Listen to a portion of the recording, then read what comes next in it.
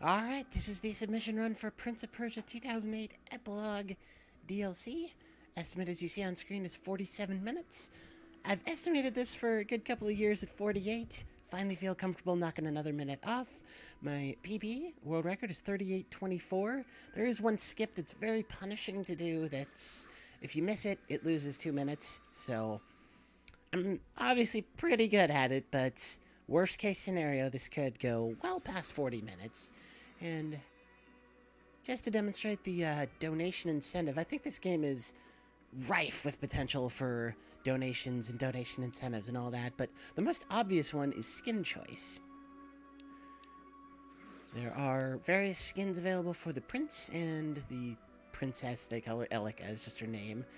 The default, Farah from the Sands of Time, Jade from Beyond Good and Evil, and the prototype. The prince is supposed to have 4. The third one became unavailable, thanks Ubisoft, because it required linking your PlayStation account to, and that's another thing, this DLC is console exclusive. It required linking your PlayStation account to a service that no longer exists. And I'm pretty sure I did at the time, but I never did claim this reward. The third one is supposed to be Altair from Assassin's Creed, but it's gone to the Sands of Time. We still have the default, the Sands of Time Prince, and the prototype. We'll just use the defaults for this run. And rather than sit through the 2-minute and 12-second long cutscene that opens up the DLC episode, for runs, we load a save file parked immediately thereafter.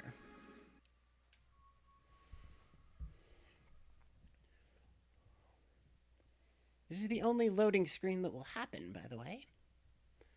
All other loading screens are loads are masked by brief, unskippable cutscenes, never more than a minute long, that I feel like make for perfect opportunities for donation reading, greetings from Germany and all that.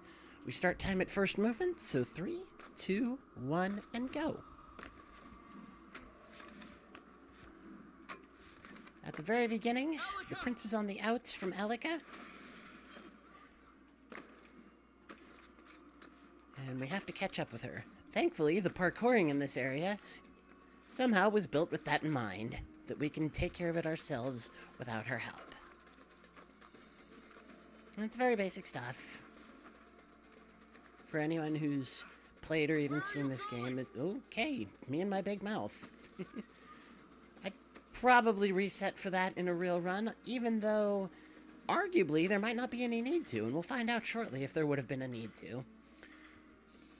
The thing that might make it unnecessary is the fact that there's cycles in the next area, and very often, no matter how well you do the parkouring in this opening area, you'll always end up on the same cycle afterwards. And we'll see if we're on that same cycle. Then why are you here? It'll be very close. His power is in all. That is why. That's Elika's father, the Morning King. Set him free. Elika, He is corrupted by the influence of the dark god Ahriman. That's why he looks like that. He is a human being under all of that. you can't fall now. First thing we have to do is revive Elika, which really only means getting over to her. I need you.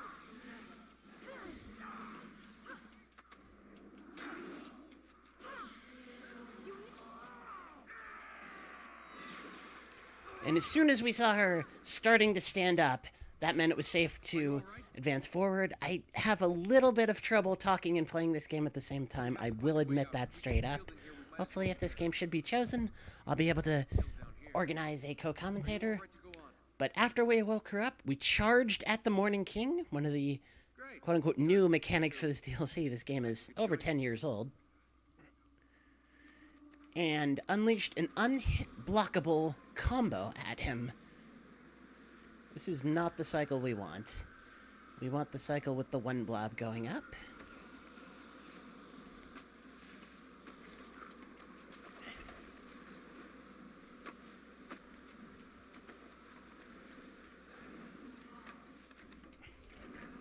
Some more basic parkouring, and basically, if you know what cycle to start on, and this is pretty much true for every one of these parkouring sections, if you know when to start, you can basically just bomb your way through it. you know, pedal to the metal the whole way. There is one slight exception in the middle of this one, a spot where you always have to wait.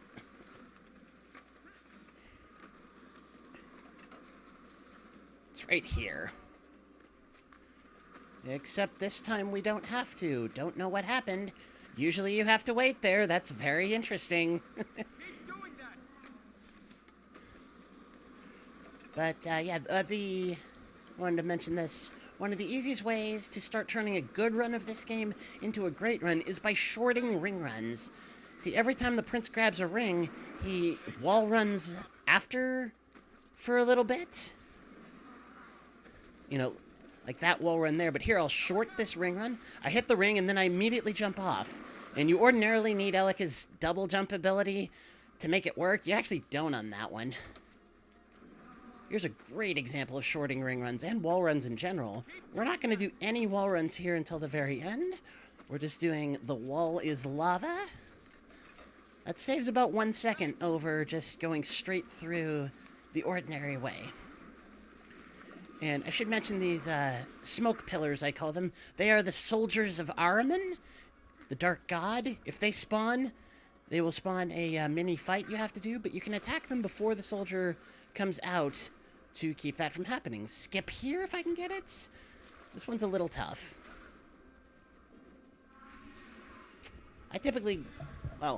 Nowadays I typically reset if I don't get this, but previously I would give this like 3 tries and then just go around the long way if I didn't. That's more or less what's supposed to happen, but it's not quite over yet. There we go, this is it. Yeah, it's possible after the first jump at the end of the wall run that you will run into the corruption and quote-unquote die. You have to jump away from it right away to make sure that doesn't happen. That was not too bad. You're supposed to go forward into the corrupted air here, but you don't have to. Just start climbing here and just go straight up, and you'll wind up on the overhang up above. That was actually even quicker than I thought it would be. Very cool. There's a doorway there. And we have to wait for our friend Elika to help us operate the levers. Elika is kind of this game's biggest blessing and its worst curse. Because,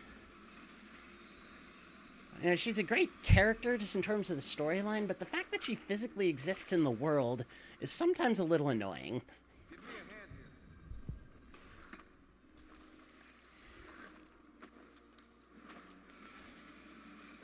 here. And there, sometimes this just happens. I did nothing to make that happen. I was just wall running on the wall, and the prince decided he didn't want to live anymore. There we go. I was about to say Elika is also integral to a glitch we're going to see in a little while.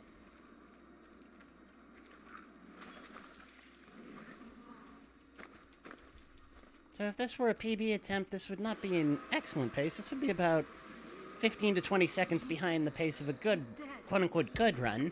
But for no reset, not bad at all. The enemy charges us. This is the warrior. This guy cannot be hurt directly. We have to push him off the edge of this big disc in the middle of the room. By the way, it was a big skip just to get to this big disc. We're supposed to do a lot more parkouring around this room before coming here, but instead we did a double jump off a wall that was close enough to this disc that we were able to just get here. He's an enemy from the base game. He's not the real, quote-unquote, real enemy. He's a form being taken by this shapeshifter. And this is the hunter, similar.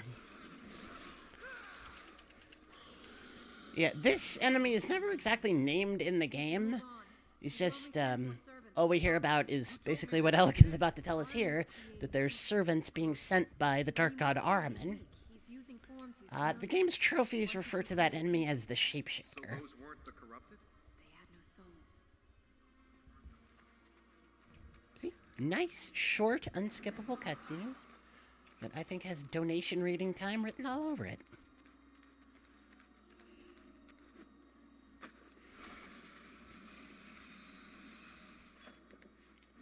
And now the cavalcade of glitches will continue.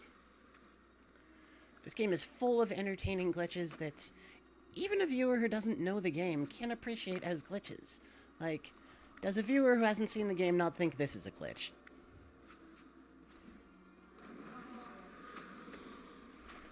That's a pretty cool one. Ideally, we don't want to grab the fissure there at all, but it's not a huge problem if we do. That lets us skip some of, incidentally enough, this, waiting around for blobs.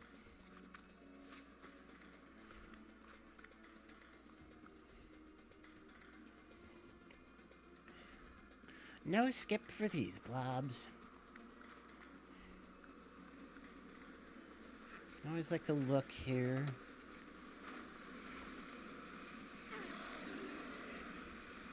And it's important that we don't grab that fissure, because it is quite probably the spawn trigger for this Armin soldier down here. It's not merely time that gets them to spawn. If, you know, you wait on the platform with them forever, until they spawn, of course they'll always spawn, but sometimes they spawn instantly when you get to the platform they're on. There are spawn triggers throughout the world. We're about to do another glitch, as if we haven't had enough. We set a hang on that side of the room, come back here. I do a really safe setup for this, really kind of slow. Swap places with her, take a step forward, jump off and fall to the left. And there we are, we're over here now. Make sure that blob doesn't hit us, and we're grip falling out of bounds. Basically skips this entire room, and once again, even an unfamiliar viewer would be able to appreciate this as something that's not quote-unquote supposed to happen. There are many cycles you can go on in this room. That might have actually been the worst one, but we'll see if we can make it work. No, we didn't. Okay. And should this run be chosen, I would love to do, you know, $5 a death, $10 a death, anything like that. Because chances are I will die, and again, quote-unquote die, but die, just for simplicity of video game terms, chances are I will die 3 or 4 times. You can put me down. I believe that's already 2.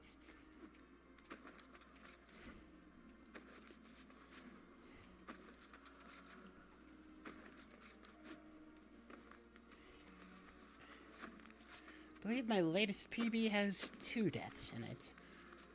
They're both in the early game.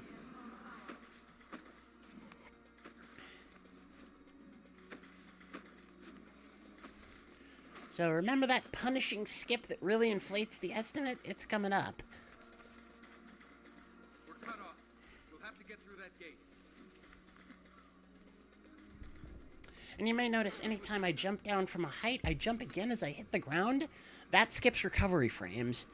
When the prince lands from his second jump, he can already move around freely. He doesn't have to stand there and think about how much his knees hurt.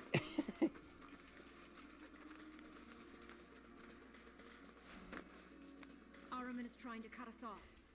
Yeah, a really good run would hit this cutscene under 11 minutes. That was 11:20, so that's not terrible. No, Or there's another way out of here. there is nowhere to go. Even if we escape here, there is nowhere to run to. I can think of 100 places. And Araman will follow us to all of them. Greetings from Germany. Araman, his power is growing. He's getting closer. Close isn't good enough. This isn't going to end like this. Ah!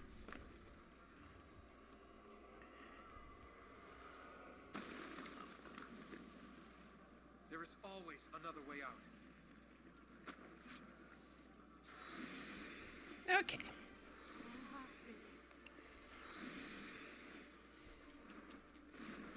Quickly, while the power holds! So what we're supposed to do in this room is turn 3 levers to drain the black ooze, the corruption, at the bottom of the room. If we do what we're supposed to, we'll only turn 1 of those 3 levers.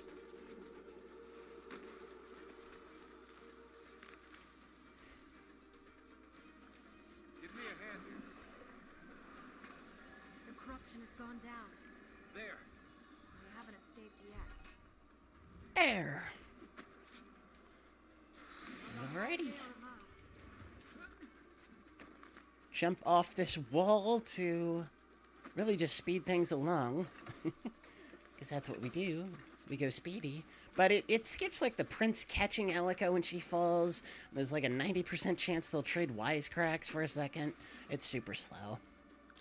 Alright, this is the skip right here. We're expected to keep going through this little tunnel of magical walls, but instead we're going to climb on top of it.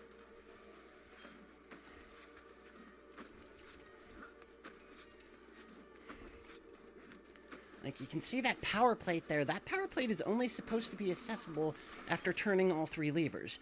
There's the Elika clip. And that was perfect. But if I get that wrong, and I have to load the save file, it's an instant loss of 2 minutes. And obviously, it would make a PB attempt dead. You can't load a save file in a PB attempt, but in terms of the marathon, it would be a 2-minute time loss. Getting that done correctly first try pretty much guarantees the run will be sub-estimate.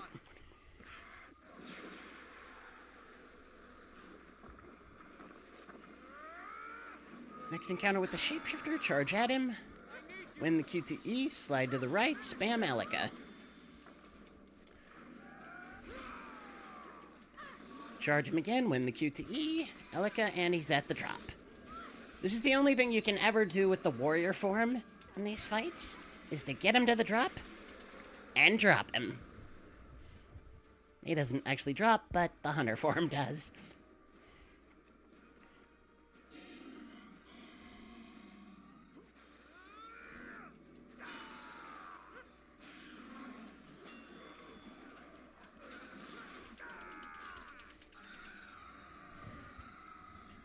You can also just fight the hunter form, like whittle down his HP, but there's no reason to do that. And after a while, he would transform back into the warrior, and you would have to get the warrior to the drop, and lather, rinse, repeat. I haven't the power to stop him. The fastest way to end the encounter is to just get the hunter off the edge. Alrighty. Next bit of parkouring. And that basically is the structure of the game, is parkouring, fight, parkouring, fight, parkouring, fight. With some glitches mixed in for good measure, because we like glitches, and we like going fast.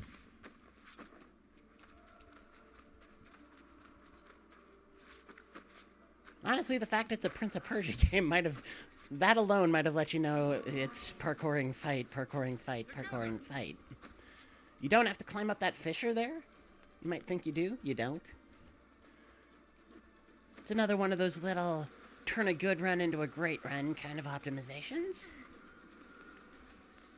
And it's best to get out in front of Elika whenever you can, because the prince will instinctively grab her hand, and not only does that waste time, it will change what cycle you think you're on. Because the prince is... your movement inputs as the prince... that's not good... are stored and buffered. So if you think you're on a good cycle and you go and then Elika grabs your hand, that could make it a bad cycle. That's not what happened there. That was just a mistake. No other way of explaining it. But they happen, especially in no reset runs.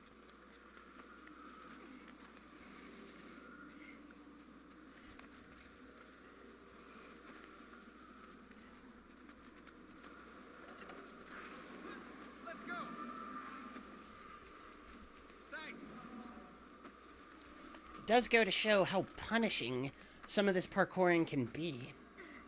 Because you are sent back to the last safe ground you were on, and in some cases, that's quite far away. Like, if I, quote-unquote, died here, I would go back to the same spot I went back to a moment ago, and that would just be awful. Now, you can just go from there. You don't have to go down that fissure. Sometimes the cycle you're on will make that impossible. You can't short that ring run. If you do, you end up grabbing the edge of this platform and have to pull yourself up, and it's not faster, so it's better not to bother. You can short that one, though, and just grab this ring here and go straight around the wall. I think that looks pretty cool.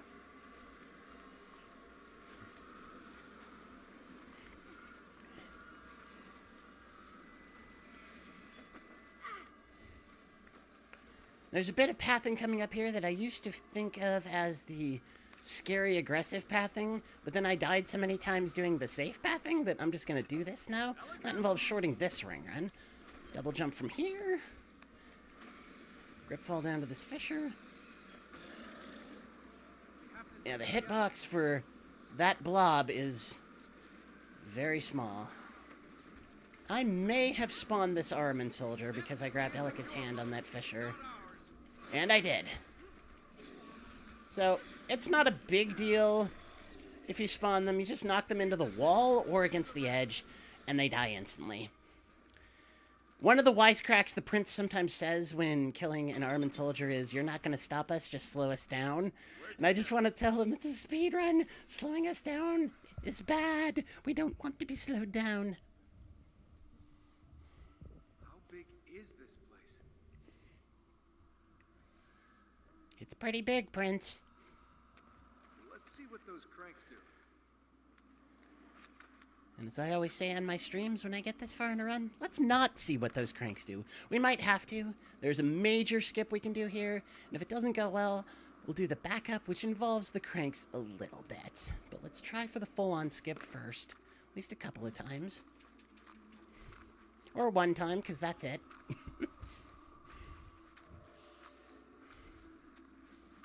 I'd say my success rate with that is 60-70%. I definitely get it more than I don't.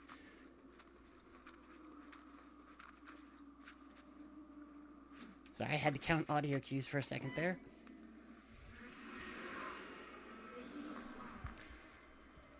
Okay, that can happen. Actually, now that we've seen what can happen there, let's demonstrate the backup skip as well.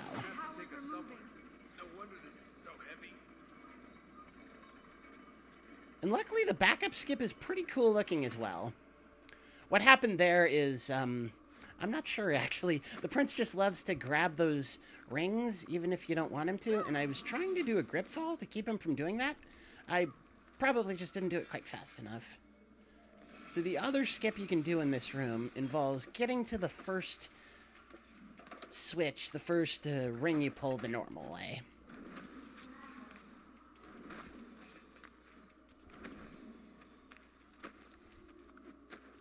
Gotta make sure you set a hang there. That's critical. It's possible to land there without setting a hang. Let's use the plate and see if we can move the other bars.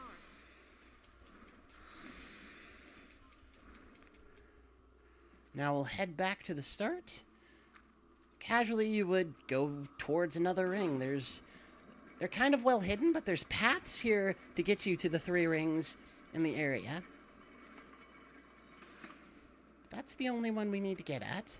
Since we set a hang by the first one, what we have to do now is put our right foot where those diamonds meet and do a ledge teleport off of this little beam here. And look at that, we're up here. Like I said, this one also looks cool. And at this point, both skips are identical. This one is based on the fact that the tower is never supposed to be in its default position when you're at the spot of the first ring, the first switch. And from this point, the process of getting to the next ring is the same as the intended way. We are definitely well off the pace of a good run now, but heck, it's no reset. Thanks. Having said that, I did recently get a new world record in this game on a no reset D-Rust practice run, so you never know sometimes. That's probably too far to the right. No, it's not. Okay, that little jump there is really something anyone can do. They just put these 2 rings too close together. You don't have to go through the whole rigmarole of getting to the second one, of getting to the third one after hitting the second one. Yeah, a really good run would hit the power plate to come back to the starting position after the third ring under 20 minutes, and we're at 22 and a half, so like I say, Recce is 38-24, so being 2 minutes off of that pace, and honestly, all the difficult tech is done. Pretty much everything that remains is, I don't want to say basic, but a lot more high percentage, so we will definitely come in under estimate. Beacon Seeker, but he's Second not fight going with the to- Morning King. We will do our long unblockable combo against him. I We didn't even have to do a full combo the first time. We will do one full combo this time.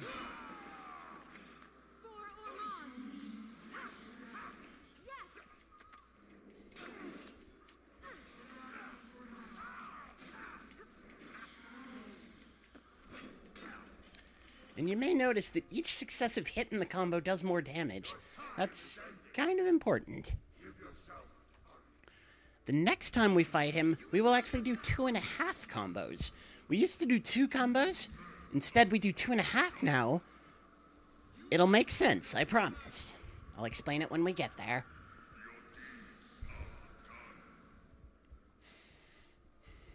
Let's get out of here. Why don't you take what he has to offer? Is that what you think of me?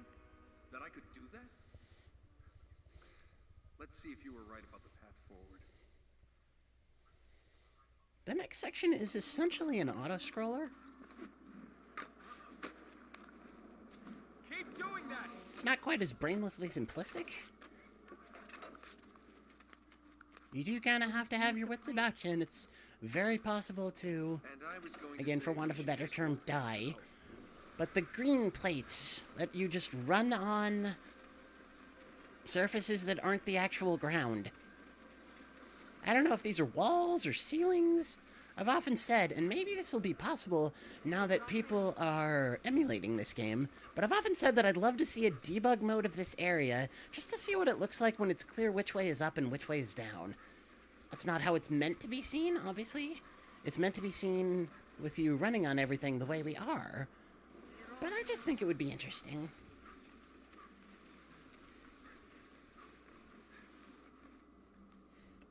There's 2 sections of running. That's the first one. The second one is directly after.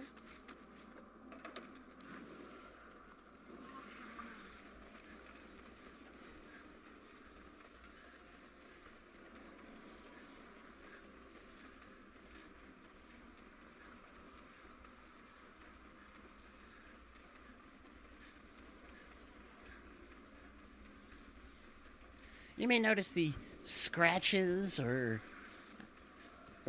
I don't know what they are, sandal treads maybe, on the wall or ceiling or whatever these are. I liken them to map markers in an open world game like GTA. They show you a way to get through the obstacles, and it's a way that will work, but it might not be the best way. Next fight coming up here.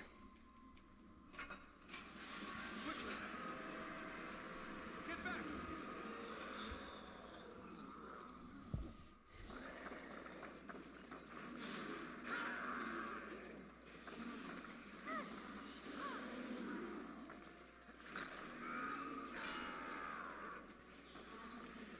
By the way, the instance of whether the enemy charges at you or you charge at the enemy, the majority of them are scripted. That one is. The warrior always charges at you. You will never be able to charge at the warrior, at least not at the very beginning of that fight.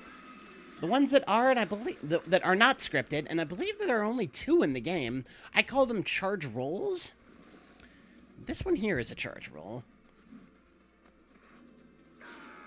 And we lost. But losing a charge roll to the hunter is not that big a deal. You can still get him off the edge in one combo. Particularly as he always starts up perfectly lined up with the drop, since he had just transformed from the warrior form. Try to kill me. Those are sort of mixed messages. Losing a charge roll to the hunter is maybe a 2-second time loss. It's not terrible at all.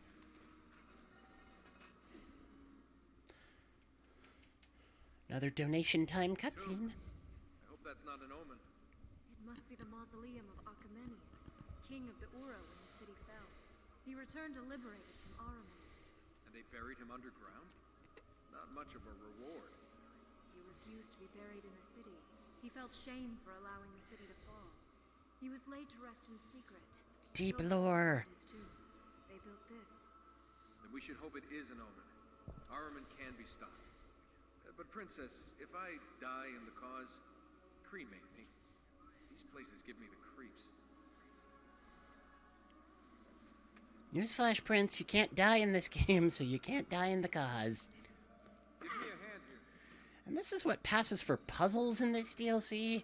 I'm honestly quite pleased of that. The core game has some real brain breakers. There! The wall is tilting. I believe the speedrun doesn't actually do any of them, and that's another thing I'd be happy to mention given the opportunity, is the speedrun for the core game of this. It's gone a little quiet lately, but, you know, say, between 6 months ago and 2 years ago, the time for this run came down almost 2 hours. Runners like Smathlax and Samabam and Drepfox put in a ton of really good work optimizing the base game. It's still pretty long, it's still over 2 hours, but it used to be almost 4.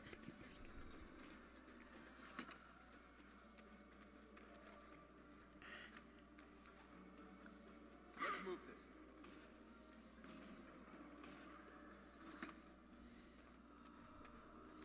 And upon seeing their really good work and watching their runs, I did actually rebuy this game for PC, just in case I ever do want to run the base game. There are some pieces of tech in it that really can't be done on console. They require such exacting setups. But anyway. Not sure why that happened. That was odd.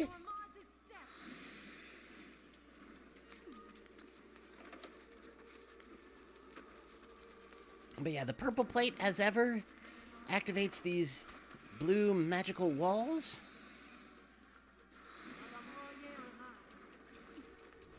The purple power plate kind of is a plot hole, because the idea behind the power plates is that they bring back the long dormant powers of Elika's people, the Ura, and most of them simply let you traverse from one to the next through different ways, like the green one, running from one to the next. We've also seen the red one, and the blue one will appear briefly at the tail end of the game. This one recreates old ruins, and why would they have had that power eons ago, as per the lore? It's not a big deal, but it's always something I think about. As well as this room, this level here, violating a rule of what's considered good game design, is that you never want the game to feel like it exists only for the player. And I fail to see how the Aura would have had a giant chamber like this where moving levers on one side of it moved segments of a wall on the other. It's not a huge deal. It doesn't make me say, oh, what a terrible game this is. It's just something that's always kind of on my mind.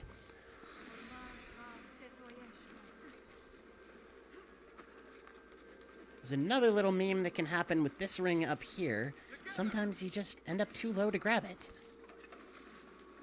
And that did not happen. Good. I thought it might because of the meme a moment ago.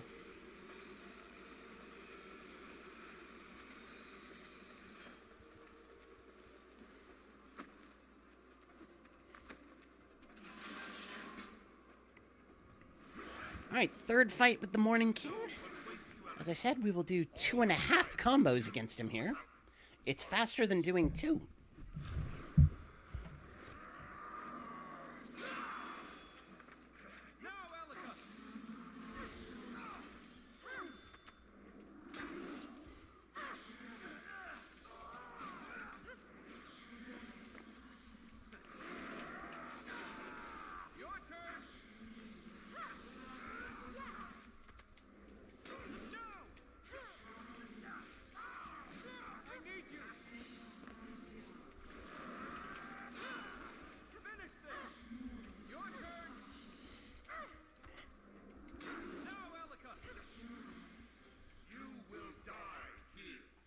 So what you may have noticed is that we didn't do the very last hit of the combo. While it does the most damage, it's also the most cinematic hit. And there's a mini cutscene that plays before you end up back on your feet to start again. By canceling out of it, we're able to start a new combo much faster, and the DPS is much higher. We have another airwalk glitch here. I stumbled into the perfect setup for this in one of my PB runs, and going back and reviewing the VOD made me realize what a great setup it was. We're getting close. We are almost through this place.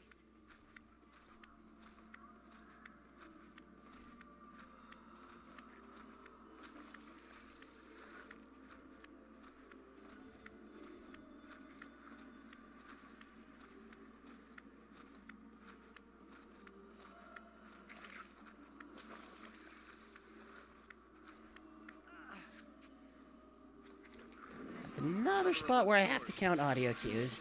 Definitely a little bit of serious time, but it skips that entire area. Another of those. For the light!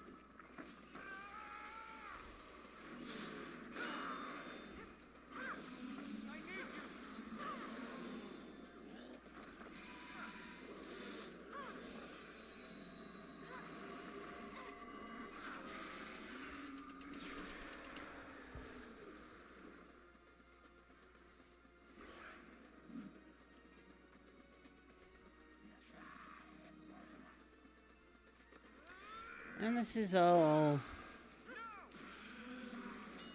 nothing we haven't seen before. There is a funny little non-beneficial glitch here that I'll show because I'm not on world record pace or anything, and it's funny. If you jump out of this room too early, that happens. You go to the back of the room for whatever reason. The way to avoid it happening is to not jump out until the first line of subtitles shows on the screen afterwards, after the fight.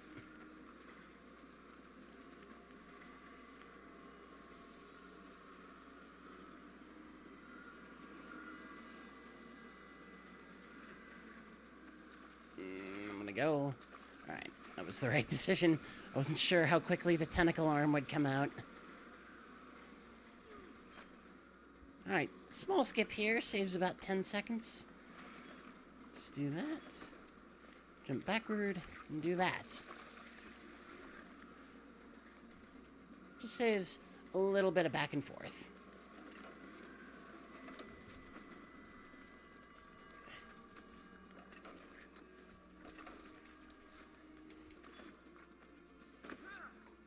Jump off of there. Jump as we hit the ground to avoid recovery frames. And we can jump down. It looks like we're going to get hurt because, or quote-unquote die, because the color fades from the scene. But it's just the transition into the next zone. This is actually the last zone of the game. The ballroom. Elika, go! Get out of here! Final fight with the Morning King. For the first phase, we don't have Elika's help.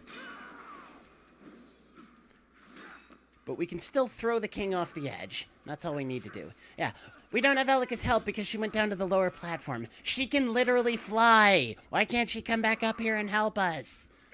Silly video game. But now on the next level, we do have her help. It's actually kind of irrelevant. We don't need her help until the 3rd level. He'll charge at us. QTE and go over. Back up twice. Charge him. Sometimes he can actually charge you after doing that if he's, like, super aggressive. It's not a big deal if he does. It's a small time loss. Strats don't change.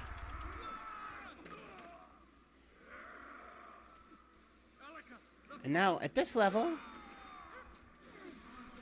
we knock him into the throne, and that somehow will kill him. Do our throw combo. I don't think I even mentioned the throw combo. But this 4-hit, Elika throw sword will throw enemies a long distance. We've been using it throughout the run.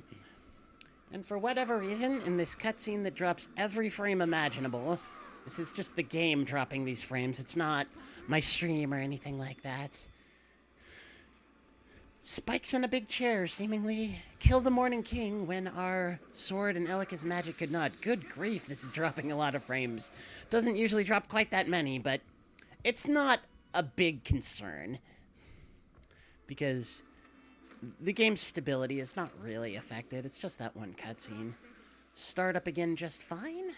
There is a skip coming up that is so minor, even fellow runners of this game might not recognize it as a skip. It does save 2 seconds, though.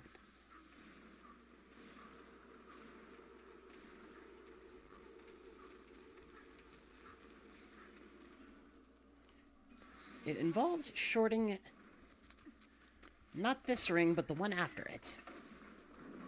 Short the ring run, jump away. Wall run for a moment, immediately jump away. You cannot complete that ring run. If you do, you will go into a grip fall and you can't jump towards the green power plate. And landing directly on the green power plate is another part of the small fraction of a second time save. Well, it adds up to 2 seconds, but there's fractions here, fractions there.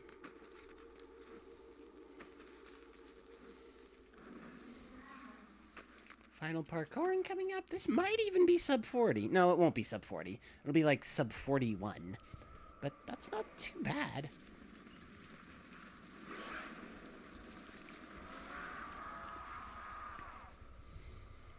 Yeah, it'll be about 40-40 or 40-50, unless I die. It's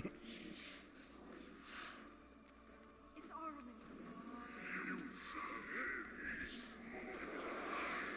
One thing the game never actually tells you is that holding down the jump button makes you climb on vines faster. It can be a little risky when you get to the edge like this, because I didn't actually press the jump button there to wall run toward that purple power plate. I just had it held down still. And sometimes that happens, and sometimes it doesn't. So it can be a little risky. Did not really mean to do that, but that's not too big a deal. See, that time it didn't happen.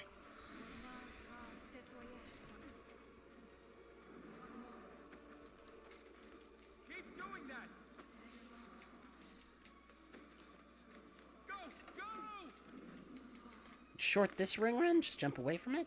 This is the final parkouring right here. I have no idea why that happened. That was really... I have no idea why that happened.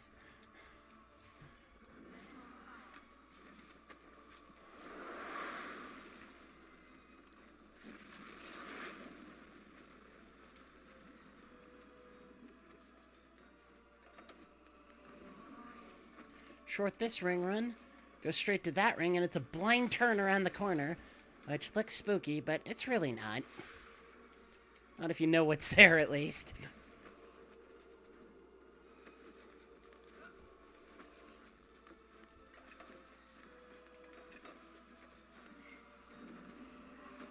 In the hands of Ormaz.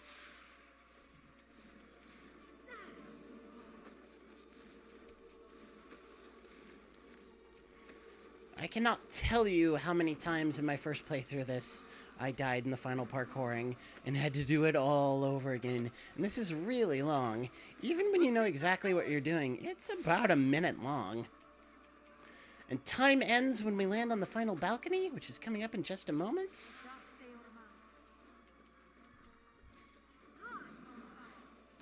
And time would end there. So 4103 for a no reset run. That's not too bad at all. It really isn't. And as I said, missing the hammam skip loses 2 minutes, so I could have missed it twice and gotten it the third time, something like that, in this run, and still been fine by the estimate. That's why the really quite generous estimate is there for the safety of hammam skip. Anyway, that's Prince of Persia Epilogue. Hope you enjoyed it. May Ormaz watch over you. Elika, you can't do this alone.